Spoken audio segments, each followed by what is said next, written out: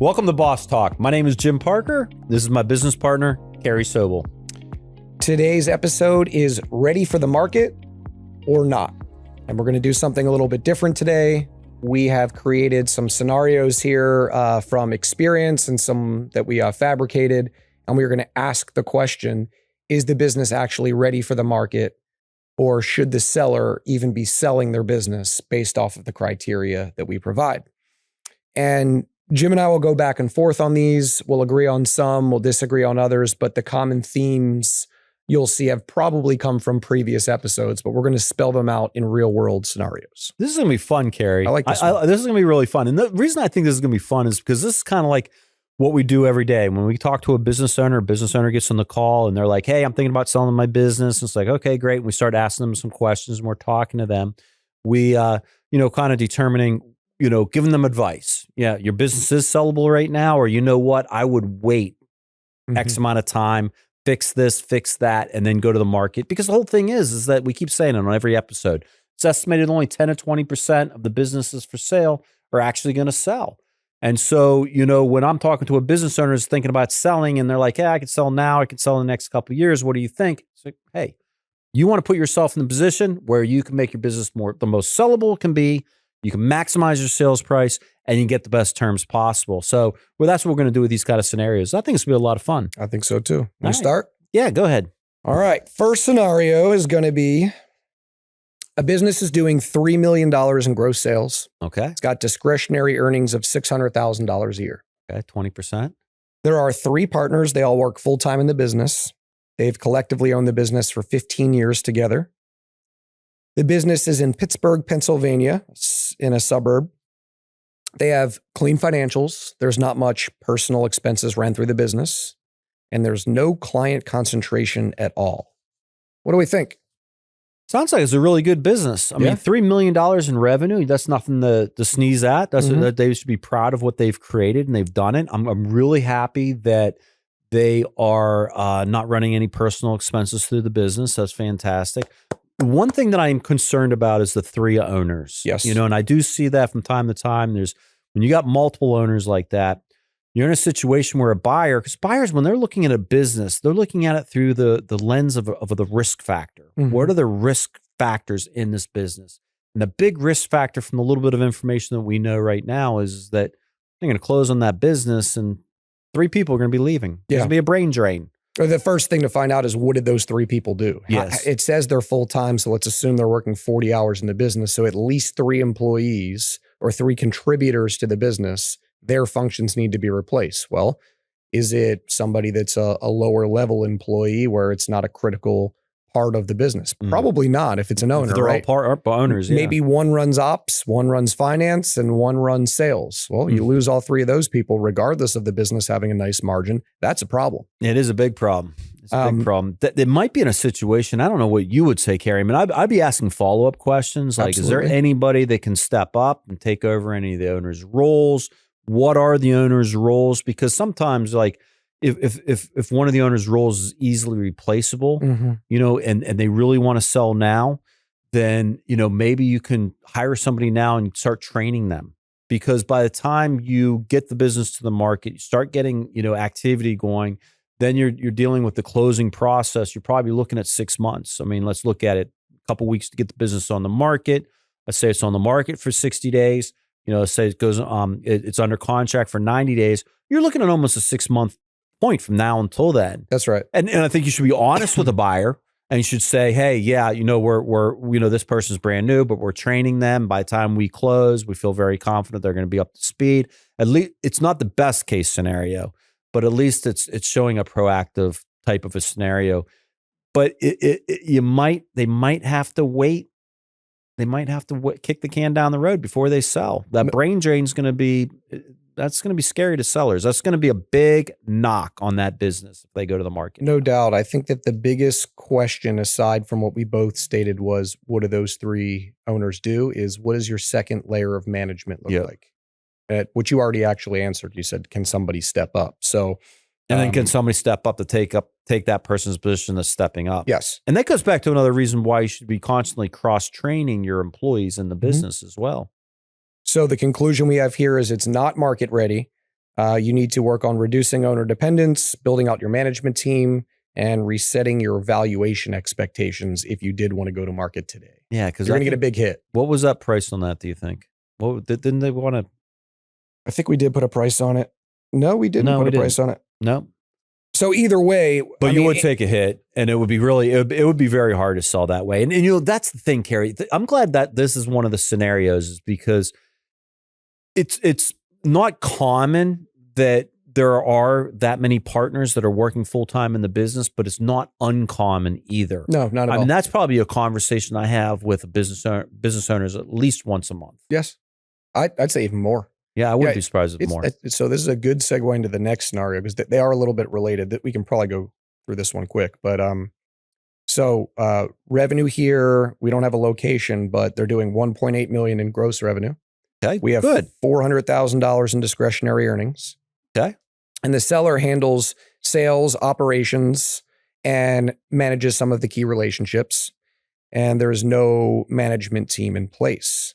And this owner is proud that they wear a lot of hats and work a lot of hours. How many hours are they working? 80. 80 hours. Holy cow. I never understood that. They pound their chest and they're like, yeah, I do all this and that. And, I think a new buyer coming in could probably do it as well, but I don't know if they're going to work as hard as I am. That's not selling your business. Yeah, no, that's not good. There isn't a buyer out there that's going to look at a business and go, I want to buy this business to work 80 hours. I mean, even if a buyer is a type of a person that wants to work a lot of hours, they don't want to work 80 hours to maintain the business. That's right. It's one thing to go in there and say, you know what, I'm going to work 80 hours, but it shouldn't take 80 hours to maintain the business. No. You got to be in a normal range of 40, 50 hours a week. Tops.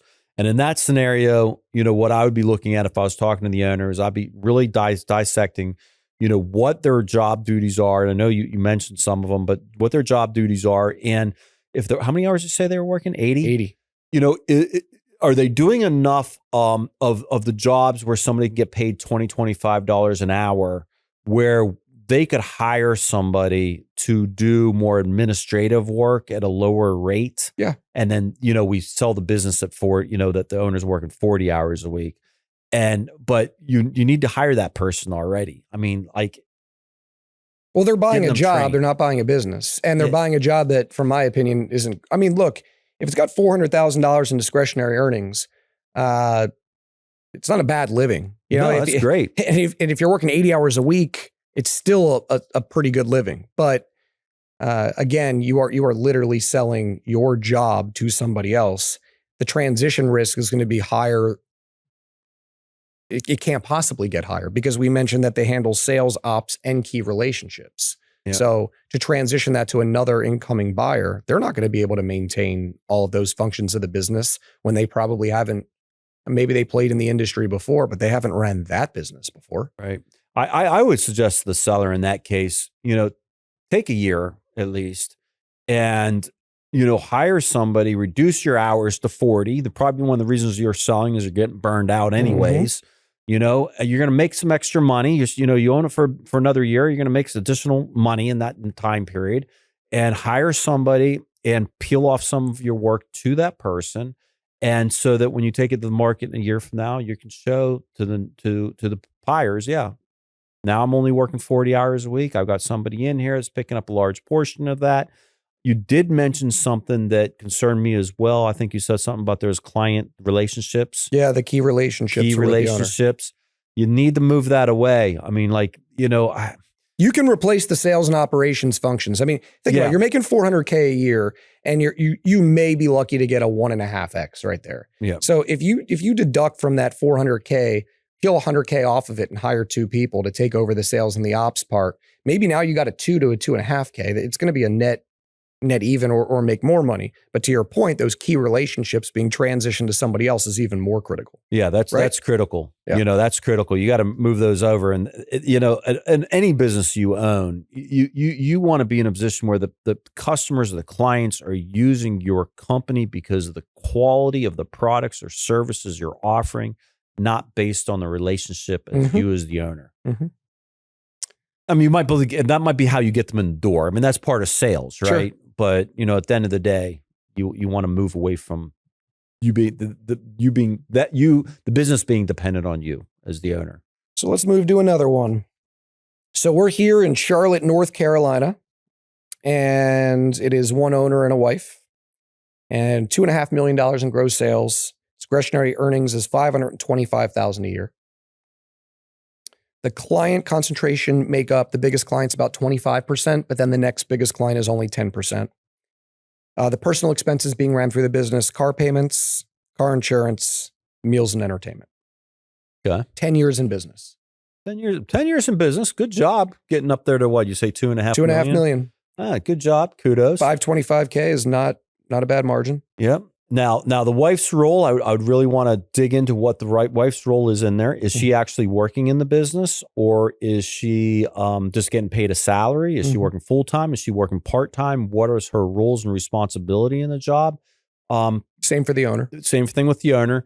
That's not as concerning, I don't think. Because there's only two of them. If the wife is doing more office type work, payroll, billing, things like that, I think you'd be okay with it being sellable now. Yeah. Because the buyer could look at it and go, I'm coming in, I'm going to take over the husband's job, going to hire an administrative person to handle the payroll and the billing. And I'm not trying to be sexist. I mean, this is what we see all the time is the men are usually, when it's a husband and wife team, the men are usually in charge of operations. And the wife is usually in charge of, the back office type things, like billing and payroll. It's just what we see all the time. I'm not trying to be sexist. You're spot on with that. But ironically, the business owner that I met with yesterday to list their business, the wife runs all operations. I was shocked. Really? The entire organization, business doing $30 million in sales. She runs the entire operations. It was really impressive. She knew her stuff. I got a listing right now. We're about to go under contract. She's a CPA by trade. So love it because she's doing the books, but the books are spot on. Oh yeah. One of the biggest concerns is that client concentration. What did you say it was? 25% for the highest, 10% for the second. Okay. To me, when you get over that 10% client concentration, you're starting getting into where buyers are going to start questioning it. I think they can swallow the pill at 10% and under. When you get over that 10%, they start to question it more. Can you do 15% and kind of get away with it? Yeah. 20% starts to make people uneasy. 25%. Now buyers are going to look at it and go, okay, I'm going to acquire this business. I lose that one client. I could lose 25% of my business right away. So, now we're looking at a situation. I'd be talking to the owner, like what's more important to you, time or money? Are you in a situation where you're ready you've got enough money to retire on, and you want to just go and enjoy retirement, have your thing? Or is this money really going to add a lot to your retirement? Like is it really going to improve the quality of your retirement? And if it's really going to improve the quality of your retirement, then maybe you're in a situation where you have to kick it down the road a little bit. And I'm not saying fire this client that's doing 25%, but you don't really, how much were they doing in revenue? They were doing $2.5 million. 2.5 million. So, I guess that client is doing what? 650,000 or so, around 625,000, 650 of revenue. Try to bring in a couple of new clients, and try to reduce that, try to get that to at least under 20%. You might be just stuck in a situation where you're going to have to do some kind of, earn out or seller forgivable note or something like that. You may not get all your money on the day of closing, unfortunately. I completely agree. I think it's borderline. You could go to market. You can expect some discounts. You can expect some discounts is another option. Discounts, contingent notes, earnouts. Ideally, you want to diversify, your revenue, and of course, securing a long-term contract with that client that's assignable will help. Yeah. Single client risk is a deal killer for most buyers, but 25% is not good, but it's not horrible. It's not horrible. So we had another scenario where it was higher, and I have a business for sale right now, and one of the clients makes up just under 25%. That was their first client, and the relationship with the owner of that client is not with the owner of the business. It's with the brand. Good. They don't even talk to the owner of the business. So from my perspective, I didn't see it as a big of a deal. It still is. Again, I think 10% is probably the number where you ideally, if you're giving a rule of thumb, you want to say 10% or lower for no one client. But fact is, most businesses don't have that unless you sell a commodity or something that is very niche. Janitorial service might have that, or It's something where it's on a case by case basis. Now, if I were to say 40% or 50%, it's a whole different ballgame. But 25% doing $2.5 million, maybe if the $2.5 million was $5 million, is 25% as big of a deal? Is it the same thing? Yeah, just a ratio? Maybe it is. But for this one, I would still say you could go to the market. It is a business that I would still consider working with. You're probably right. It's probably kicking the can down the road. Because it's still 25%. That's a lot of revenue. Mm-hmm. To reduce that revenue amount, you're probably not going to be able to do it in the next year or two enough to offset it. So you're right. You're probably going to take it to the market. You're probably either going to take, give a little bit of a discount on the sale, or you're going to be tied to some kind of earn out or seller forgivable note. Well, another component, it is what it is. Another component is financing. Lenders are going to be a little skeptical at 25%, regardless of what the context is. Yep. And then that seller forgivable note will assist with that, or that discount will assist with that. That's right. All right, so we're borderline on that one.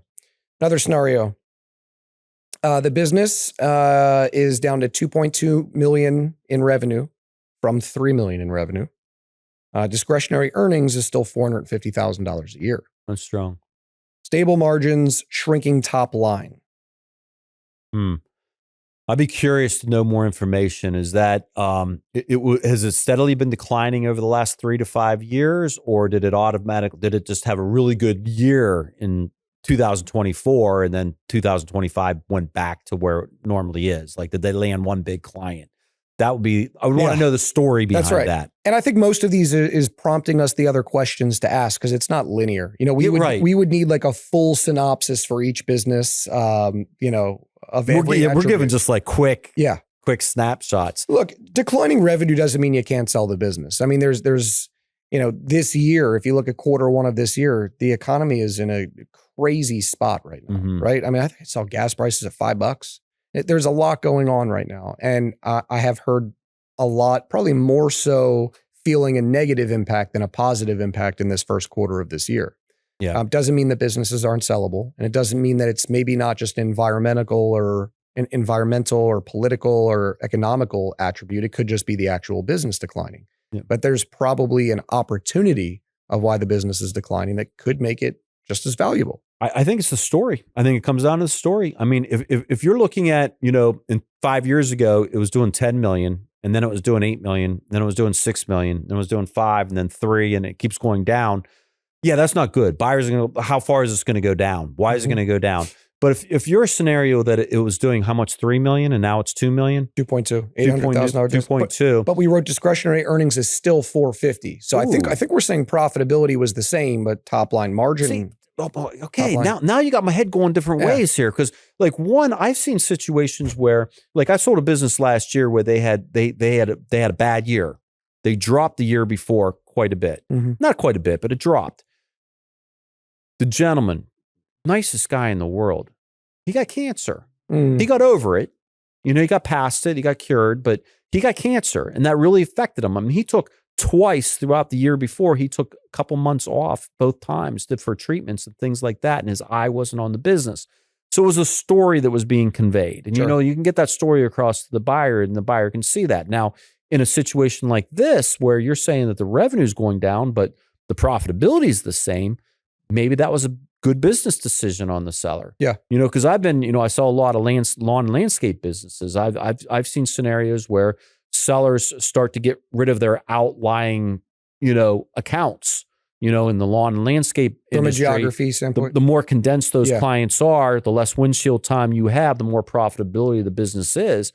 I've seen scenarios where they have gotten rid of their outside clients, and their revenues decreased, but their bottom line has stayed the same or has not dropped very much. Yeah. Because you're getting rid of all those expenses. So I think that comes down to the story, the true story. We would need more details. We need more details. Yeah.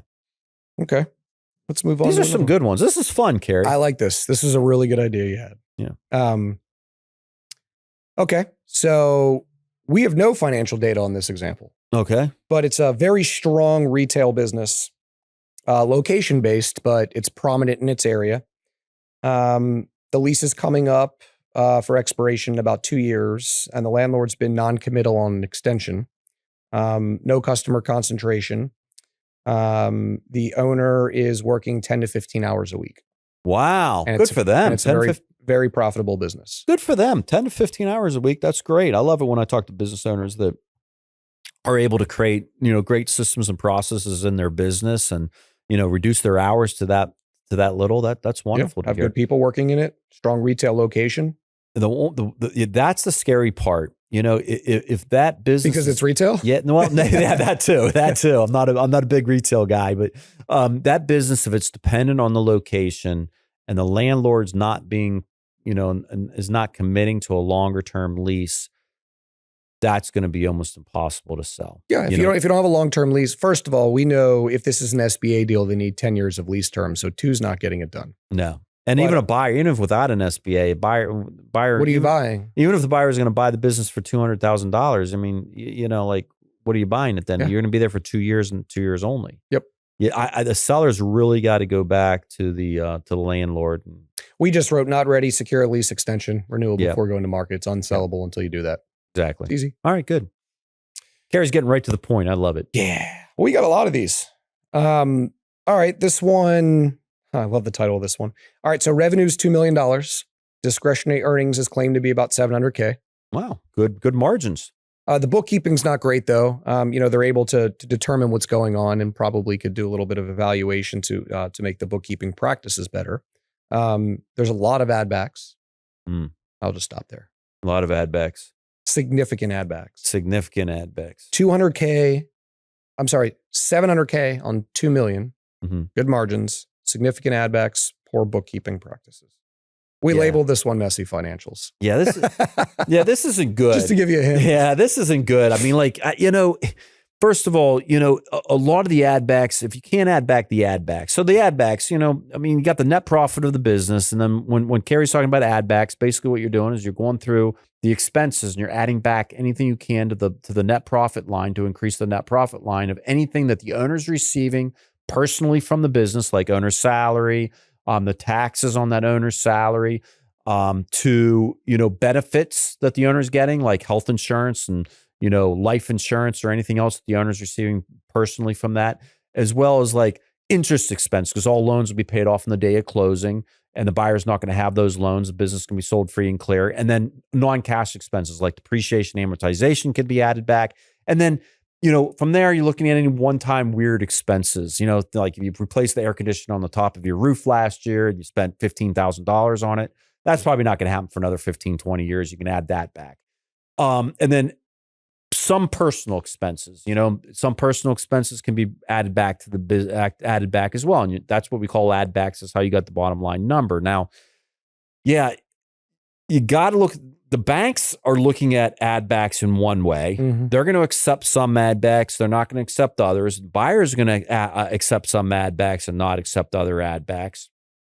I want to circle back to that point in a minute. If this is a business, they're doing $700,000 on 2 million. On 2 million. So 700,000, you're talking about, it's probably not going to be sold to a private equity group or an industry player. It's probably going to be an individual getting an SBA loan. And so we're only going to be able to follow the add backs on the SBA loan. You probably are going to take a huge, depending on how many things are not able to be added back, you're probably going to take a huge hit on the asking price. What I would be telling the seller is I'd be saying, hey, send over your financials. Let me do the add back sheet.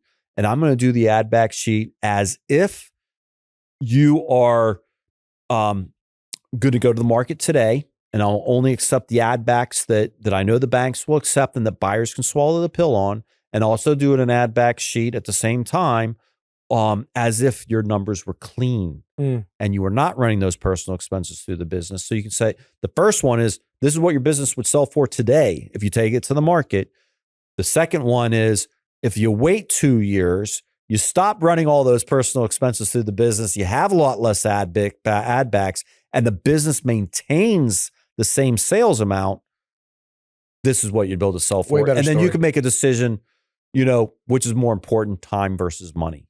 Which is a question that comes up quite a bit that for us to ask our quite sellers. a bit. Yeah. So that's probably the number one reason why I tell business owners they have to wait to sell their business, clean up the financials. And you said messy books too, yeah, it's just messy financials, significant ad backs, It's but the messy financials on top of them, they probably have to wait and get everything cleaned up. You brought up a good point, and I don't know if there's an exact figure where it kind of goes overboard, but when we're talking about the amount of ad backs that make up discretionary earnings or EBITDA, I have a business I'm selling, and I think it's 30% of their EBITDA is made up of ad backs, about $1 million in EBITDA. So it's a decent amount of money. You had mentioned that a buyer looking at ad backs versus a financial institution looking at ad backs or the SBA looking at ad backs is going to be different. How? Why? Who? And what particularly? The banks. There's certain things that the banks just don't add back. Things like personal cell phones. They're going to look at it and go, unless it's like family cell phones, but the owner's cell phone, they're going to look at the owner's cell phone and go, new owner's going to needs a cell phone. And my argument has always been, well, we're assuming that they already have a cell phone. Mm-hmm. You know what I mean? So, but that's not how banks look at it. That's just the way banks look at it. Same thing with health insurance. Well, they're going to need health insurance. There's just certain expenses the bank looks at and goes, we're not going to add back. And then on top of that, and buyers will accept those add backs usually. And then buyers will usually accept, in my experience, add backs on top of that banks will not accept if the seller can prove it behind closed doors once we go under contract.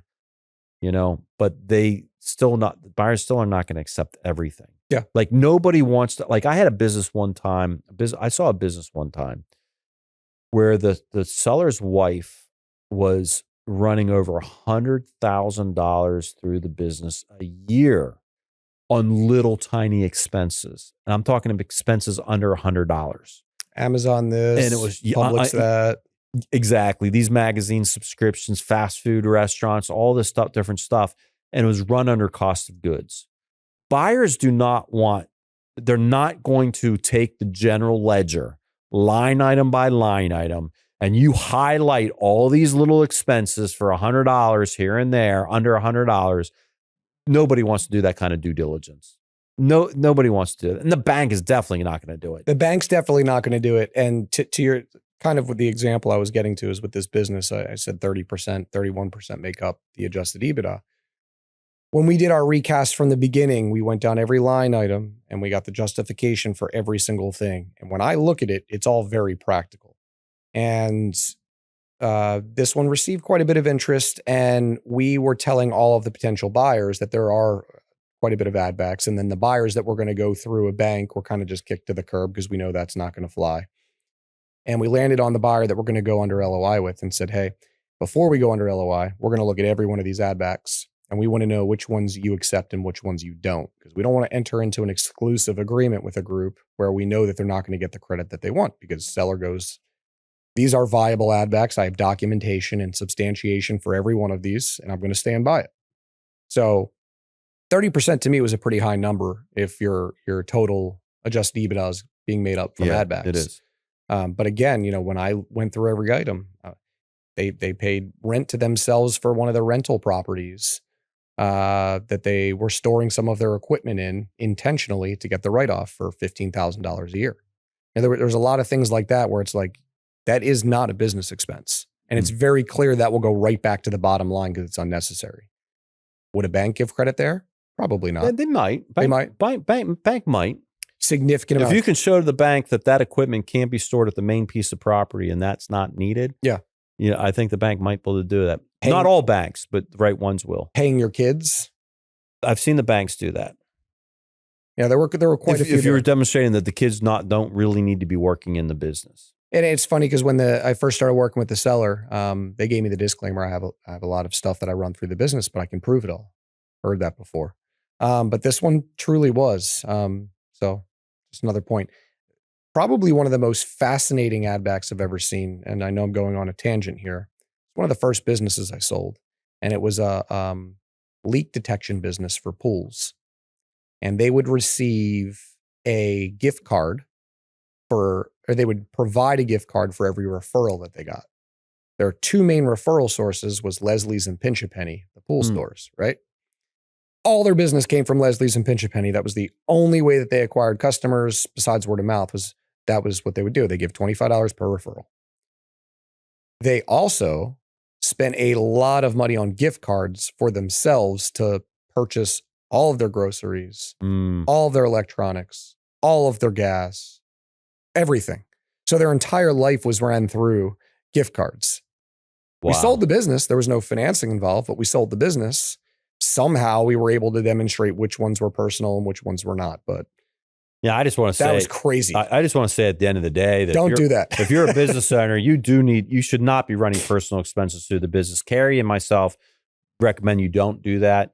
That is the number one killer, by the way, when you try to sell your business. And this is the thing: for every dollar that you are trying to do this with, and if you watched these episodes before, if you watched podcasts me, you've heard me say this before, but I'm going to say it again. For every dollar you're running through the business from a personal expense, which is illegal, but I'm not here to judge, you're saving 37 cents on that dollar if you're in the highest tax bracket possible. But when you go to sell your business, depending on the size of your business, the type of business that you're in, that same dollar that you're saving 37 cents on taxes on, when you go to sell, you're losing out on $3, $5, $10 or more. So you're saving on pennies and you're missing out on dollars, Carey. I gave that example the other day in a seminar I was conducting, and people were like, "Oh, yeah." You know, like when you illustrate it that way, it makes so much sense. Yeah. So I also realized that as we went down the scenarios, the level of detail that we provided for each one went down a little bit. So I'm gonna try to tell a story a little bit more here. It's been in business for about 5 years. And 2 years ago, they did $1 million. This past year, they did $4 million. Wow. Discretionary earnings against the $4 million was $800,000. Don't have a ton. They do have systems and documented SOPs, but it tends to be a little bit behind their growth as far as updating their documentation. And as they were growing rapidly that year, they were continuing to hire, to serve the growth that they were getting. That's the context that we have. So definitely some questions we need to ask to peel back the onion, but what are you seeing off the cusp? Wow, that's very interesting. It's interesting. I want to get back to this one in a minute, but I had almost an exact conversation with a business owner the other day. I don't want to say what industry it is, but they've just been killing it the last several years. I mean, like a couple years ago, they were doing 15, 17 million in gross sales, and then they went to 23 million. Last year, they did 28 million. And then this year, they're expecting to do between 35 and 40 million. Wow. However, their profit margins are so low. I don't want to say what industry it was, but their profit margins were really low. You're talking about maybe, if I remember correctly, it was like a little less than $700,000 on $28 million. It's a distribution business? It is. It is. I guessed it. So, but still, they should be between $1.5 and $3 million. Bottom line. Yeah. And, the thing is, looking at that, that's exactly what happens, that they're growing so quickly that they're not able to keep up. They're constantly hiring, training, and training. So their expenses are higher than they would be if they just kind of ran it. If they would stay at that 28 million for a couple of years, their profit margins would go up substantially, just because they're just trying to keep playing catch up because they're growing so quickly. But that one, why did it go from 1 million to 4 million? Why did it drive so fast? One of my questions. The other question I'd be having would be, is that 4 million sustainable? Like, is it the type of business? Because when we're having this conversation, we're not putting the types of businesses in there. Yeah. So looking at that, is it a business that has like ongoing clients, recurring revenue? You know what I mean? Like a lawn and landscape business that you have recurring revenue and you're just bringing more clients and it's going to be sustainable? Or is it a construction business where you just landed a $2.5 million business project, and you may not get it next year, And I think that plays a large part into it. Definitely. So when we're talking about the growth, understanding that it's consistent growth and items like that are critical. And I think the point we were making on this one was one, that the systems were lagging a little bit, but more importantly, that they were hiring reactively and not proactively. Yeah. It's not a chicken or the egg all the time in these types of situations. If you're experiencing that growth, hire ahead, hire in advance, protect the quality of your product or service by having the ability to serve the client so that you can keep that bump, assuming it wasn't a construction business and getting one big contract. But we labeled this one rapid growth, no structure. I think at that point, you're in that kind of a scenario, whether you're going to sell or not. I think the focus of your business needs to be on, since you are growing so quickly and so rapidly, and you got to hire people quickly, you really got to get your systems and processes down on hiring people and training them. Mm-hmm. That's got to be like one of your biggest focuses, because obviously your big focus is some kind of marketing or advertising, some way of bringing people into the door. You also need to start putting the focus on systems and processes of hiring, training, and getting people up to speed as quickly as possible. Got another one for you. Been in business for 20 years, doing 1.5 million gross, 395,000 in discretionary earnings. It's one owner, no customer concentration, clean financials, good processes, located in a remote area, North Dakota. Remote area. Isn't everything in North Dakota remote? Yeah, I think pretty so. much. No, I'm not picking on North Dakota. Anywhere in that area of the country, from my perspective, is. But it sounds like a fantastic business. I mean, kudos to them. 20 years in business. I mean, most business owners burn out in 7 to 10 years, they say. So kudos to the owner for 20 years in business. $1.5 million in gross sales. That's nothing to sneeze at. Especially doing it yourself with no partners. $400K bottom line. $400K bottom line. He's making a really good living. I love that. I think his business is definitely sellable. What I'm concerned about, and this is the reason why I personally would not list the business, but I'm not saying that they cannot sell the business or they should not take it to the market, but I'm just saying, me personally, I would not list the business. Remember, we've talked about it. We're very selective on the businesses we take to the market. And we have to be. It's not because we're snotty. It's because, we work in a team environment, where we work differently than most intermediaries. Most intermediaries work like residential real estate agents in the sense that it's them. Even if they work for a larger company, it's them, and they're doing everything from A to Z. In our situation, we've got team underneath of us. We've got listing managers, we got buyers agents, closing coordinators, assistants. We got people that are helping us create the sims, writers, and graphic designers. Like, there is a lot of money coming out of our pocket. And the way we market and advertise, we're paying top dollar for our marketing and advertising. So the expenses that we incur is a lot more than the individual broker, even though we charge basically the same rates as everybody else. But our expenses are a lot higher. So we have to be selective. It forces us to be selective. And I think that's good. But anyways, that's why I wouldn't take the market in a remote area in North Carolina. The hard part is going to be finding a buyer that's going to want to acquire that business, because you're not big enough where you're going to be dealing with private equity groups and industry buyers. Chances are your buyer is going to be an individual buyer buying your business. They're going to be an owner operator. So you either got to find a buyer that lives right around where you live and you're in a remote area. I mean, you can ask yourself, is there going to be a lot of buyers for my type of business that can, come up with 10% of the purchase price, or that are capable of running the business, would want to run the business? And if not, you're going to have to find somebody that's going to want to relocate to that area.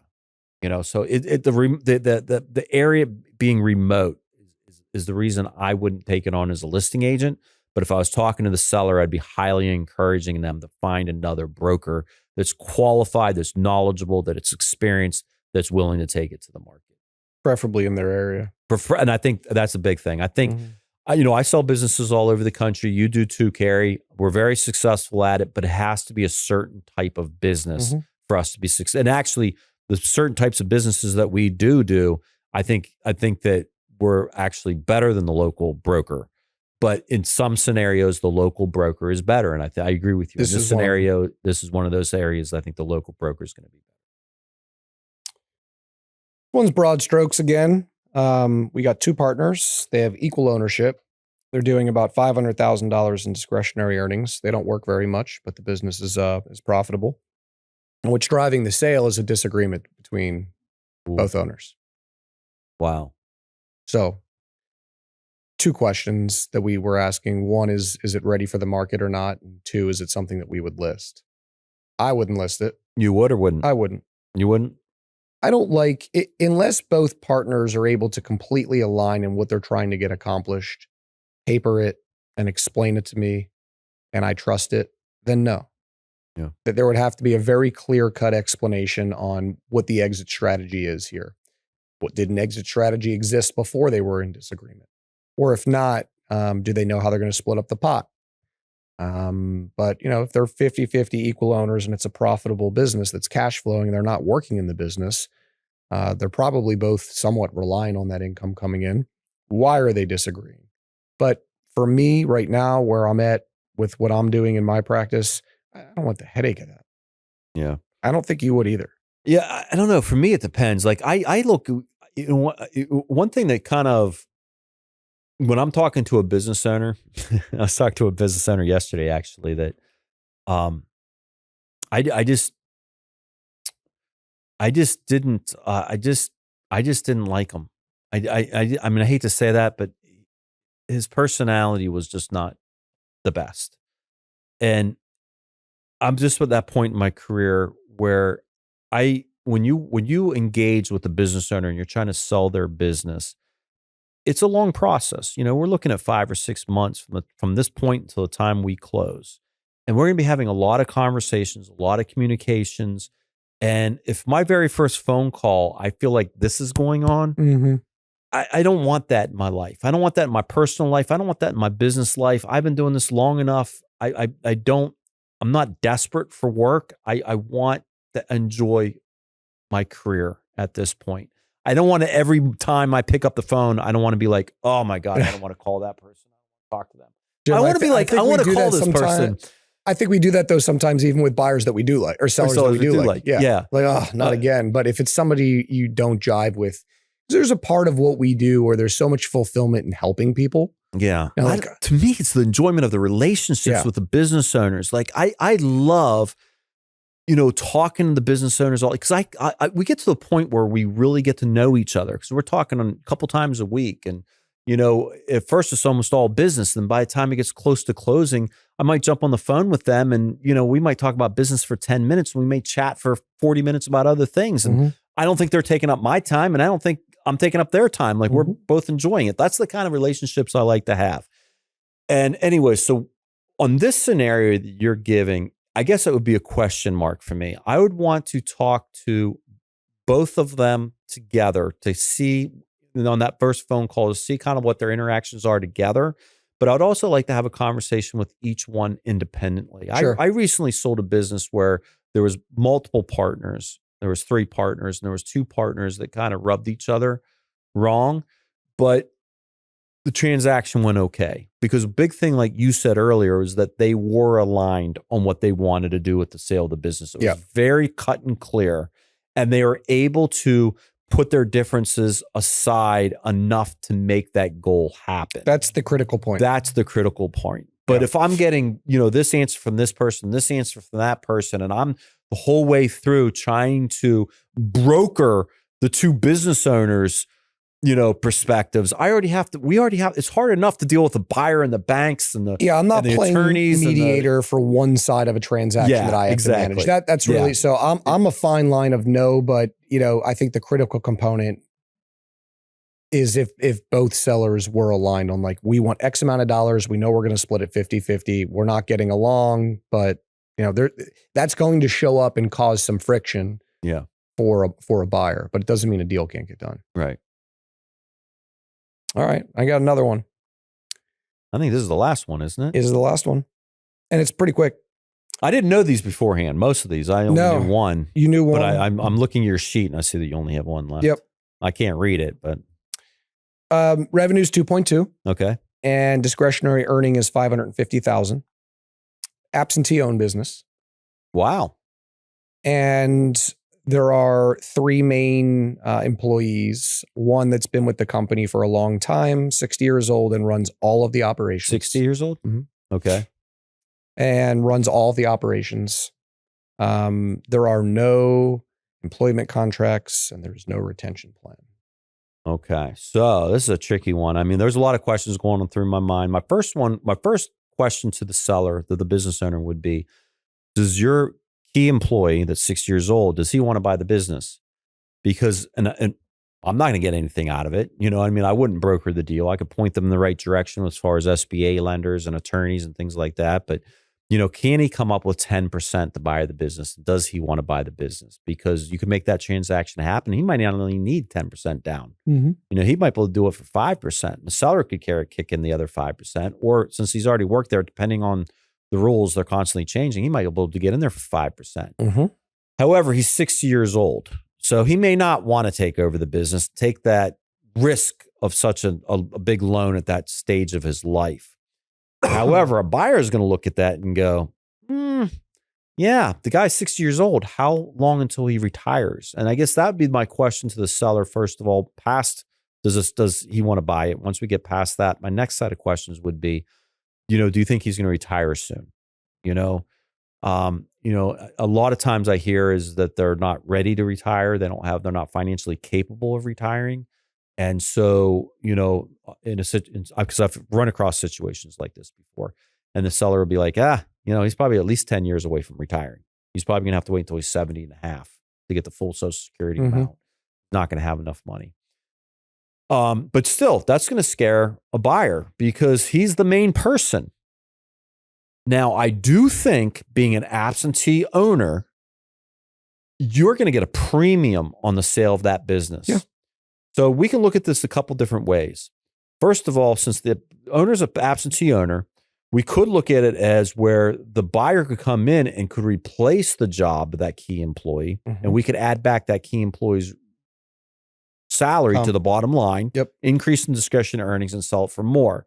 What scares me about that is obviously this guy is, I mean, I think he'd been working there for 20 years. I mean, he seems like he's probably the one that knows the business at this point better than the seller. I think that's good to do on paper. I think in real world, it's not, it's going to fail. Yeah. So I would not do the add back. That guy I think needs to stay there. I think he's that vital to the business. Then my next question would be to the seller, how much is this person getting paid?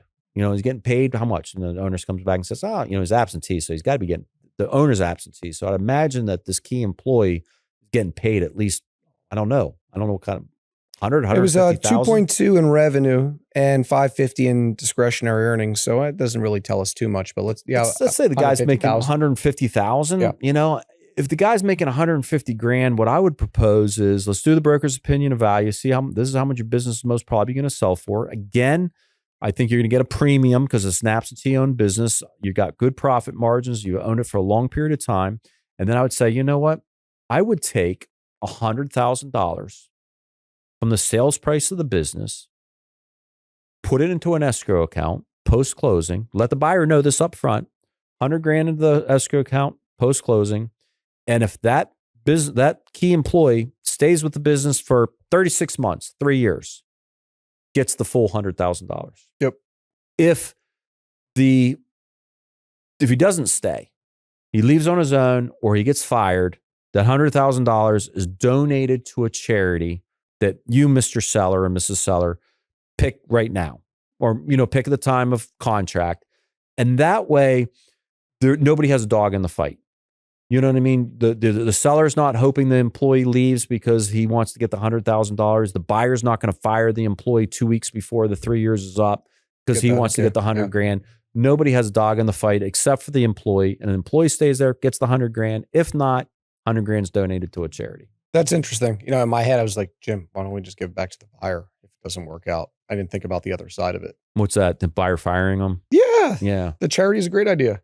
Yeah, I mean, you know, this one could be ready, secure employee with contract or incentives. I mean, you could even say buy the business so long as that key employee agrees to stay for 12 months with their primary job, aside from operating the business, would be to train the incoming buyer on what they do. Yeah. So, I mean, I think through all of these scenarios, we're showing that it is a creative problem-solving situation and no deal is the same. And you need to ask a lot of questions on all the different attributes about the business so we can actually say, yeah, you're not ready to go to market, or no, this is not something that I want to take on. And there are ones that could go into the market and sell. Doesn't mean we want to take them on. Mm-hmm. And sometimes not really as much anymore. There's ones we want to take on that aren't going to be sellable.